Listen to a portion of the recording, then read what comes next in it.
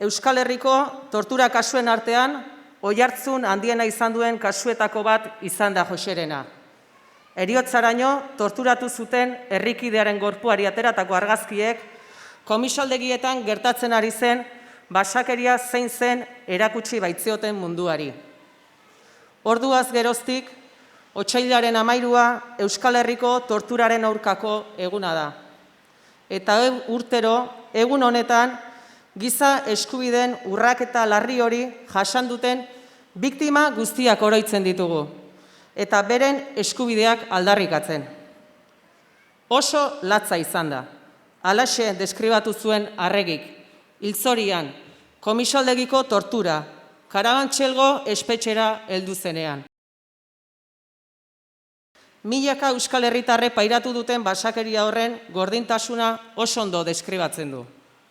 Ez bakarrik jasandako min fisiko eta psikologiko izugarria, agerian uzten duelako. Baita, tortura praktikatu dutenen zigorgabetasun osoa ere, oso latza izan baita hori ere. Tortura diktatura frankistaren herentzia malturra izan da, eta milaka Euskal Herritarrek modu sistematikoan pairatu dute edozein zelarik ere estatuko gobernuaren kolorea.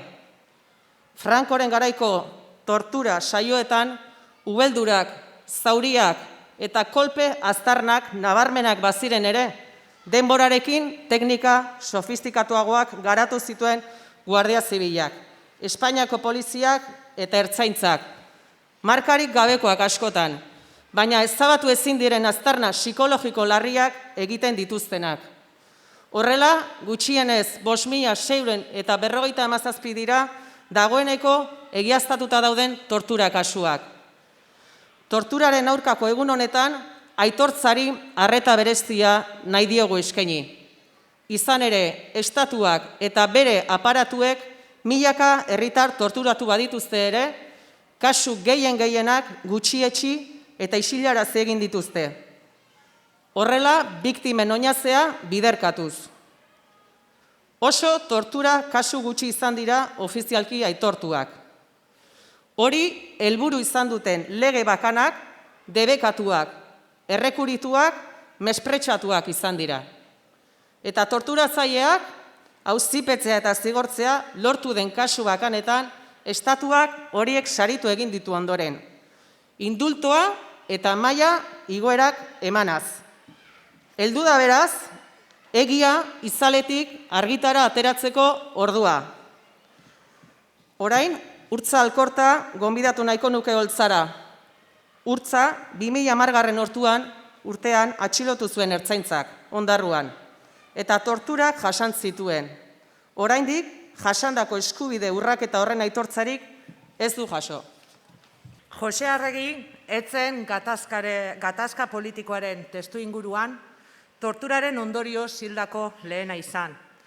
Aurretik egin zituzten Mercedes Antxeta, Vicente Lertxundi, Manuel Tomás Gómez, Jose María Quesada, Javier Escalada, Antonio Goñi, Juan José Munduate eta Alfredo Valcárcel.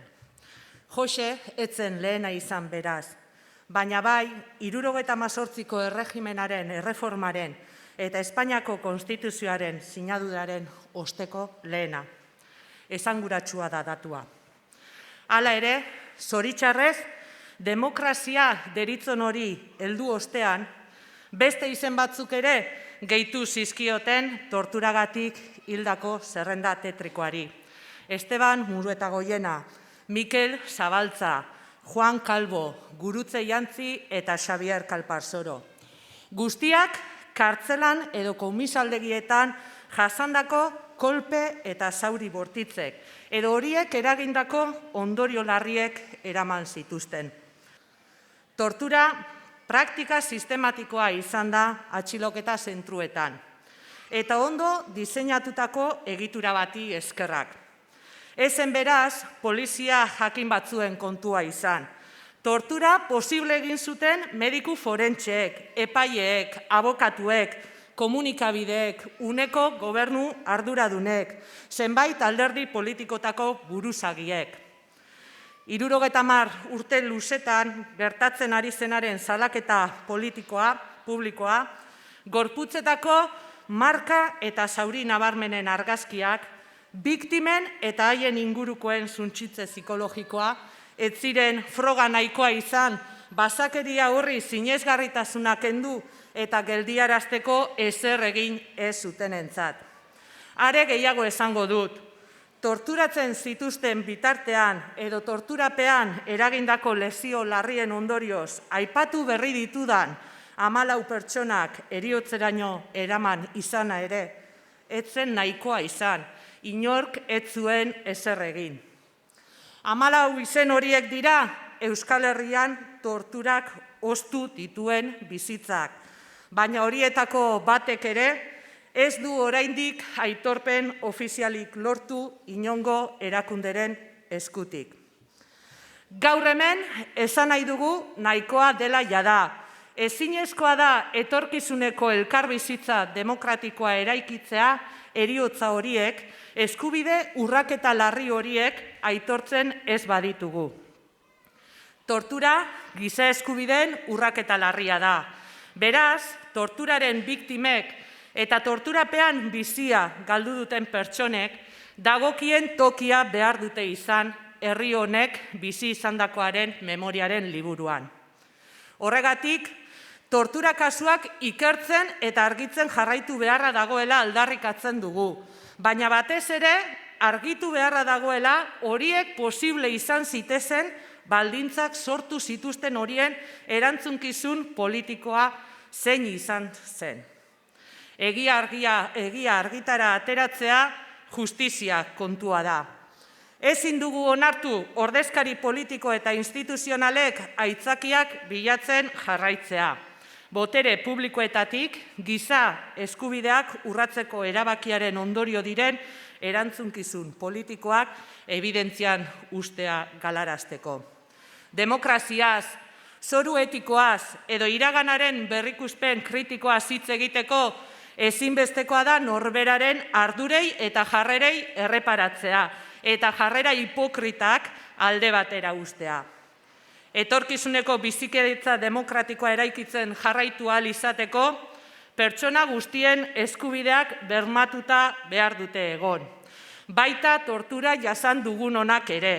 Eta horren ondorio, zil zituztenen izenak espreski aitortzea oinarrizkoa da. Aurrerantzean, berriro ere ez daitezen gutariko inorentzat arrotzak izan. Eurak oroitzea, berriro horrelakorik gertatuko ez dela bermatzeko modurik onena da. Ez dezagun beraz gertatu dena ahantzi. Latz. Adjektiboa. Bat. Zimurrez, pikorrez, edo irtengunez betea dagoelako edo gogorra delako, ukimenari atsegin ez zaiona. Bi. Atsegina edo gozoa ez dena, gogorra, nekagarria. Alferri da. Jarrainezake adibide gehiagoren bila, baina historia irabazleek idazten dute, eta hiztegiak ere bai, nonbait. Ez dut asebeteko nauen adibiderik aurkituko beraz. Ez dut zure argazkia topatuko latz adjektiboaren ondoan, aspaldiko entziklopediatan bezala. Ez dut oso latza izan da kakotxartean edo izkietzan ez irakurriko. Eta zuk, alaxe definitu zenuen, geratzen zitzaizun indarrapurrarekin. Zure hiztegi txikiaz, gordin, zehatz. Eta kontatu zenien kidei latzaren esanaia, kolpeak, ostikadak, erredurak. Latza, more, gorri eta beltz koloreko gorputza. Lehertu arte kolpatutako giltzurrunak, birikak odolputzu, bihotza odolustu arteraino, latza. Balda esperantzarik, Jose. Amaren besoak, sendiaren beroa, lagun arteko poteoa agian.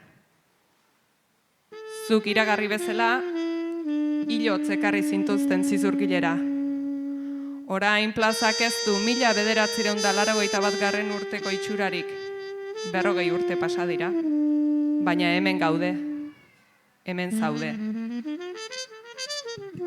Zure hilkutxa mailu eta zintzelez ireki zuten toki berean. Minez, amorruz, duintasunez. Eta gautxoriek zure hitzak irudi bihurtu zituzten. Oso latza izan zela uka ezin da geroztik. Mila esker. 40 urte lurpean. 4 hamarkada begibistan, baina ikusezin bezala. Ia mende erdi gaueko lagunaien gixan, egia itzaletik argira ateratzen. Eta segiko dugu, gure historia irabazteko.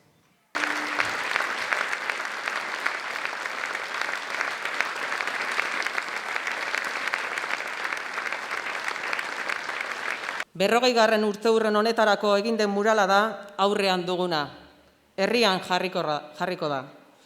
Horrelako ekimenak, torturak itzaletik argira ateratzen jarraitzeko bidean ezinbesteko tresnak dira. Gure eskerri beroenak, Izaro, Mikel eta artista talde osoari. Jarraian, Egiari Zor Fundazioaren izenean, Jon Patxi Arratibelek hartuko du hitza. Etxarri Aranatzen atxilotu zuen 2011ko urtarrian Guardia Zibilak. Berak sinarazi zioten polizia deklarazioetariko batean aznugal idatzi zuen. Laguntza alderantziz. 2015 urtean Europako Giza Eskubideen Auzitegiak Estatu Espainiarra kondenatu zuen. Bere tortura salaketaz ez ikertzeagatik. Egunon, eta mila esker gaurkoan Zizurkilgo plaza honetara etortzeagatik. Osasun larrialdiak eragindako ohiz kanpoko egoera honetan bada ere. Urtza Alkortak bere hitzartzean aipatu moduan, Jose Arregirena oraindik aitortu gabeko kasua da, 40 urte luze pasa badira ere.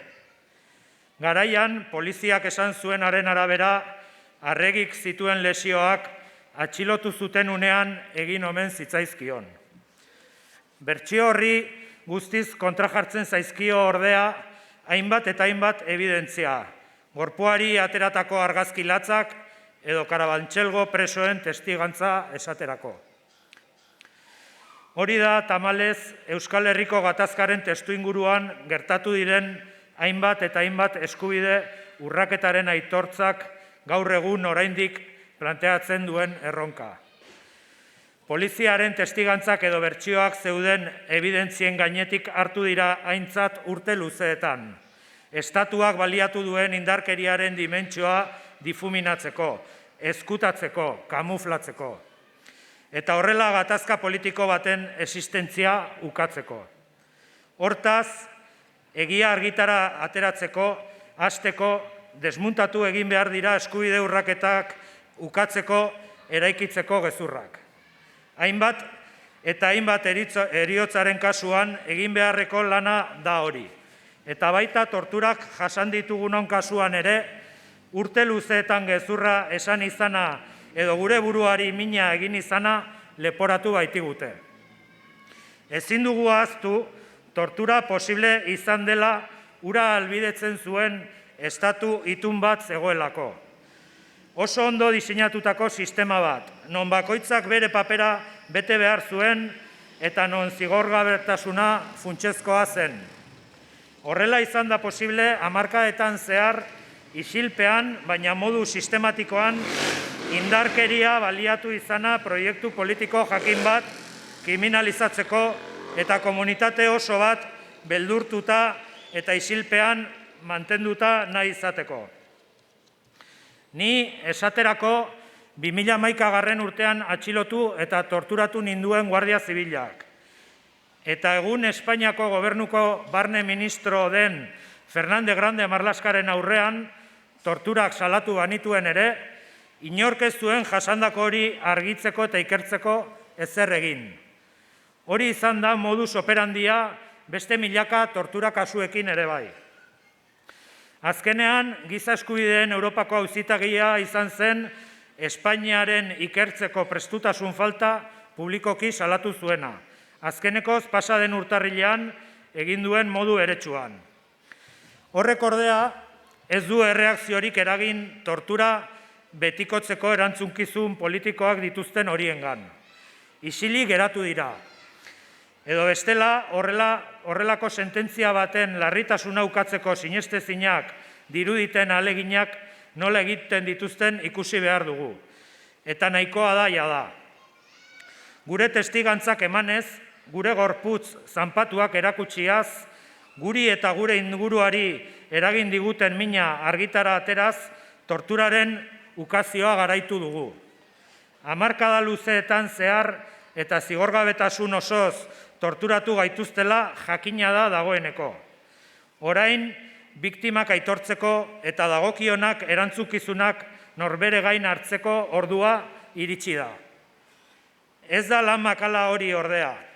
Aberrazio hori pairatu genuenei zor zaigu. Egia, errekonozimendua eta erreparazioa. Giza eskubideen urraketa larriak jasan dituzten pertsona guztiek merezi duten maila berean. Aitortzarako legeak. Jasan dugun eskubide urraketa larria modu ofizialean aitortu eta erreparatzeko. Memoria politika publikoetan lekua. Argi gera dadin, tortura estatuak gatazkaren testuinguruan modu sistematikoan baliatu duela. Herritarron eskubideak zaindu beharrean urratzeko. Ikerketak, torturak izan duen benetako dimentsioa zein izan den argitara ateratzeko. Eta horrez gain, beharrezkoa ere bada gure biktimarioek eta horiek babestu zituzten arduradun politikoek dagozkien ardurak bere gain hartzea eta goresteak eta kondekorazioak kentzea. Horiek humiliatuta sentiarazten gaituztelako. Izan ere, gure mina eragin zuen biolentziari, estatuari hain zuzen ere, ez zaio inolako eskakizunik egiten. Ez zaio eskatzen autokritikarik, egindako mina aitortzerik. Horrek pentsatzera garamatza, behin eta berriro eztabaida publikoan dabilen autokritika eskaera ez dela benetan bakeari eta giza eskubideen defentsa irmoari lotutako konbikzio moraletan oinarritzen, interes politiko zehatzetan baizik. Bizi izan dugun errealitatea ukatu duten mediku forentxeek, epaileek, komunikabideek eta klase politikoek inpunitateari tokia egiteaz gain, posible egin dute gure arduradunek ez hartzea bere gain dagozkien erantzukizunak. Eta hala ere, jasan behar dugu batzuek pentsatzea ustezko nagusitasun moral baten jabe direla, beren ekintzen erantzukizunak norbere gain ez hartzeko. Etorkizuneko bakea eraikitzeko, ezinbestean, iraganean gertatutakoaren inguruan jardun behar dugu. Horrek sorrarazten dituen korapilo guztiekin. Baina berriro diogu, gure determinazioa da lanean gogor jarraitzea egun ezberdintasunak diren horiek topagune bilaka daitezen. Gu sinetxia gaude hamarkadetan bizitako violentzia bortitzak eragindako tragediaren memoria dela horrelakorik ez errepikatzeko berme. Urtzak esan moduan, beraz, ez dezagun gertatu dena ahantzi. Ez ditzagun torturaren biktimak Jose eta beste 13 hildakoak ahaztu. Eta berma dezagun behingoz, herri honetan giza eskubideen urraketak jasan dituzten pertsona guztien eskubideak. Jose, gogoan zaitugu, gogoan zaituztegu. Ekitaldia amaitzeko, ekitaldian parte hartu dugunok, herriaren ordezkari klabelin bana utziko dugu torturatu guztien omenezko oroitarrian. Maribi Arregi, Joseren arrebarekin batera.